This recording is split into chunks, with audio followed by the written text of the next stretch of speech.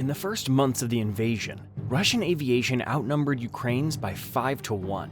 But soon, more and more videos began to show damaged Russian Su-25s barely making it back to their airfields. Wondering who helped them with it? Well, that happens when a 1,400 American Stinger MANPADS hits the battlefield.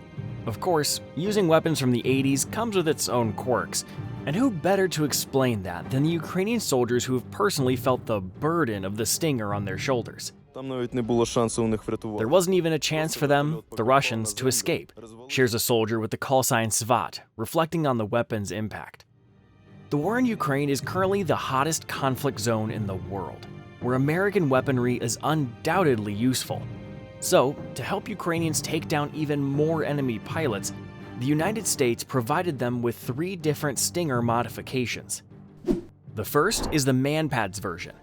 The second is the FIM-92 Stinger DMS, and the third is the Avenger SAM system. All of them are now active on the battlefield. Here's what the soldiers have to say after putting them to use. It's a very effective piece of gear. If we'd had it back in 2014, the skies would have been a lot clearer than they are now, says Soldier Alexander, speaking about the FIM-92 Stinger MANPADS. And this senior soldier with the call sign Lawrence shot down a Su-25 on the first try. It was my first experience, my first launch. Hit that like button if you want to see more spot-on shots like these for Ukraine. After all, it takes 5 weeks of training and practice on a laser simulator to learn how to operate a FIM-92 Stinger. At the start of the war, Ukrainians didn't have that kind of time. So what was their workaround? I'd never even handled one, a Stinger, before. No shooting experience whatsoever. While we were on our way and still had internet, we downloaded a video where a US Marine explains what's what. Wow. So a Ukrainian soldier learned to operate a MANPADS from a YouTube video? Wouldn't be surprised if he finds instructions online to build a Tomahawk missile in his garage and launch it at Moscow. But seriously, his story sounds like an incredible stroke of luck, considering it can take up to 15 shots to hit a single target. As for that unlucky Russian Su-30 in fall 2022 in Kharkiv, it strayed off course and ended up right in the sights of a MANPADS. The result? Well, you can see it in the video. Alright, we're convinced that an encounter with a Stinger can mark a Russian aircraft's last moments in the sky. But what about helicopters? Can it handle those too? The Ka-52 helicopter is equipped with flares to protect it from MANPADS, but they couldn't save it from a FIM-92 Stinger strike. The Ka-52 isn't the only one lucky enough to experience American weaponry firsthand. The former commander of the Azov Regiment released footage of a Stinger missile hitting a Mi-35M in Zaporizhzhia. Here's how the soldier SVAT describes his shot at a helicopter with a Stinger. 2 helicopters were coming in. They intercepted the first shot as a decoy, but the second one hit the helicopter directly. Russians didn't even have a chance to escape. The helicopter just broke apart as it hit the ground. No one survived.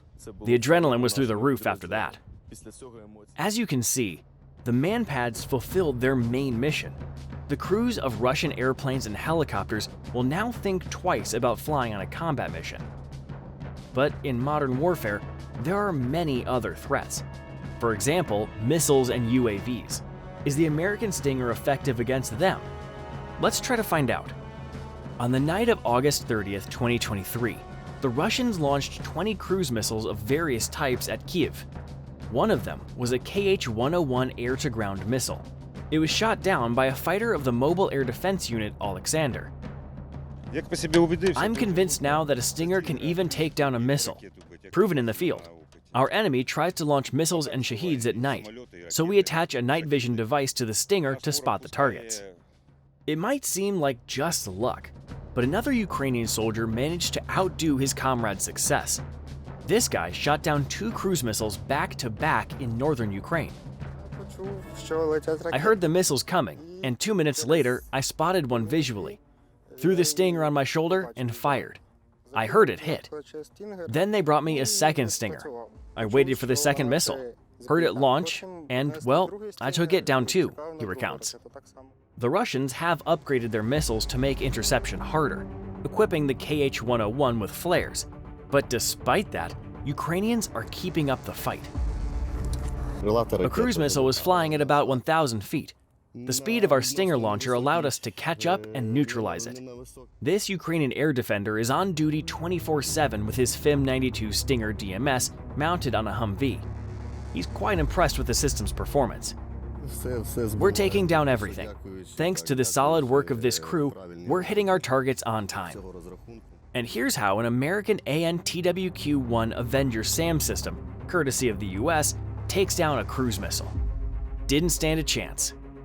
But there's still another aerial threat: Russian UAVs. How will the Stinger handle them? During another attack on the Kyiv region, Ukrainian air defense operator Alexander shot down a Russian Shahed 136 UAV with a single Stinger shot. Meanwhile, Marines from the 38th Brigade destroyed 7 enemy strike drones in just one night. Impressive.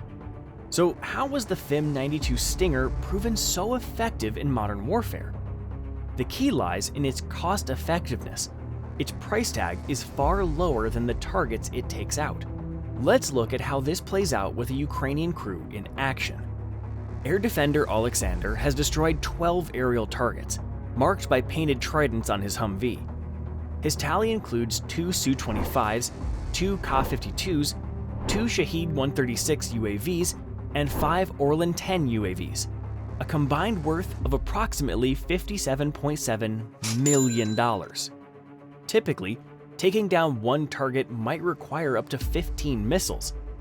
Assuming the maximum of 15 missiles per target, that's around $27 million in costs, still only half the value of the Russian equipment taken down.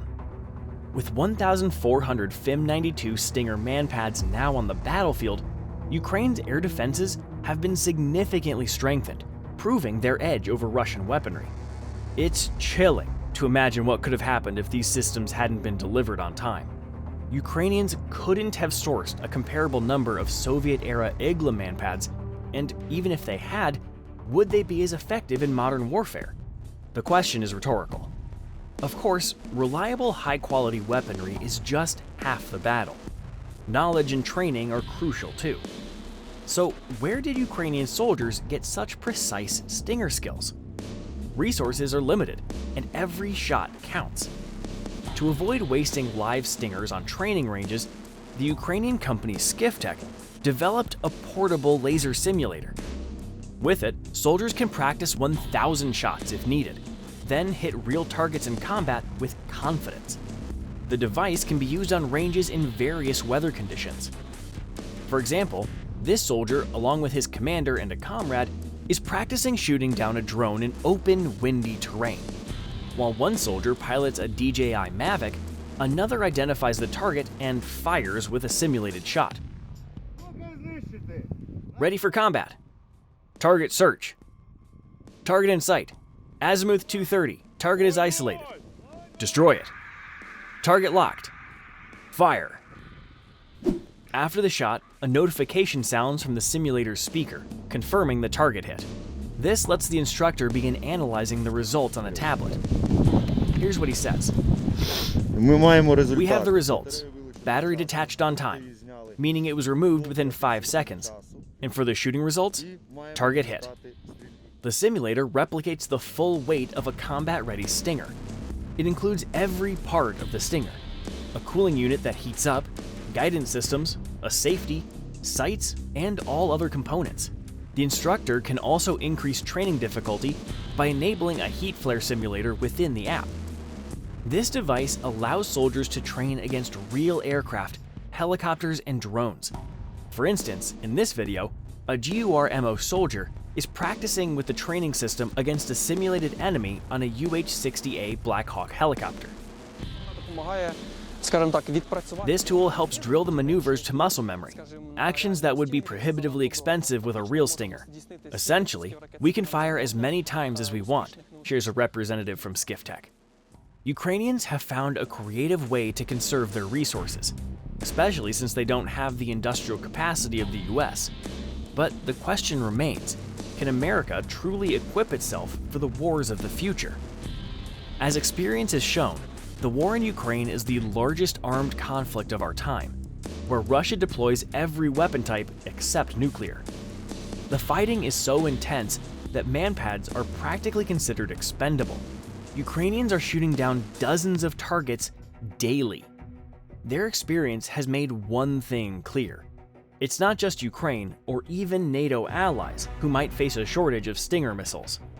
Believe it or not, the United States hasn't built a new Stinger missile since 2005. The terrorists US forces fought didn't have jets, helicopters, or large numbers of drones. To replace the 1,400 missiles sent to Ukraine, the Pentagon signed a $624.6 million contract to produce new Stinger missiles in Tucson. Without the Ukrainian aid packages, the Stinger production line might have stayed dormant until a conflict around Taiwan sparked it back to life. According to the Pentagon, it will take about 2.5 years to get the first units off the production line. Why so long? Several components for these MANPADS are no longer in production, meaning new ways to restart and expand manufacturing are needed. It was only during the fighting in Ukraine that the US recognized and began addressing this issue. One temporary solution to replenish US stocks has been refurbishing out-of-service missiles. Thanks to this, 1,900 missiles have been returned to Army warehouses for training and combat. This approach not only saved the US $50,000 per missile, but also allowed for increased support to allies. In the Russia-Ukraine war, the Stinger hasn't just gotten a second life. It's proven the effectiveness of MANPADS as a weapon class, even in extreme conditions. Could you imagine, in any other conflict, fighters with a Stinger on a boat shooting down a Russian Su-30 SM jet?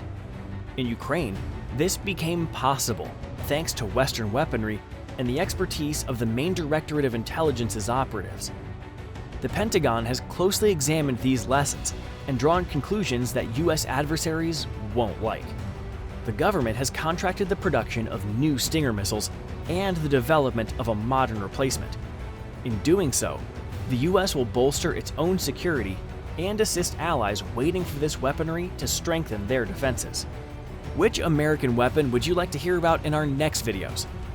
Share your thoughts in the comments.